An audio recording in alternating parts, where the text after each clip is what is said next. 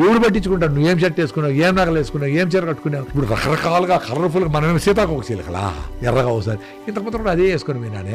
ఎవడురా నిన్ను పట్టించుకుంటాడు? నిన్ను పట్టించుకునేవాడే లేడు. ఎవరు బిజీలో వాళ్ళు వస్తా ఉండరు ప్రపంచంలో. నువ్వు ఎంత కష్టపడి కేజీ గోల్డ్ వేసుకుపోతే 5 కేజీలు గోల్డ్ వేసుకునే చాలా మంది ఉన్నారు పెళ్లిలో. సో ఎవరి కోసం ఏ పనులు చేయొద్దండి. నీ కంఫర్టబుల్గా ఉందా అది చేసుకో, నీ కోసం నువ్వు బతుకో. ఎవరు ఏమన్నా అనుకో, నీ ప్రాబ్లం లే. నువ్వు కావాల్సింది సంపాదించుకుంటా, నువ్వు మినిమలిస్టిక్ గా బతికితే నీకంటే హ్యాపీ మ్యాన్ ఎవరు లేరు.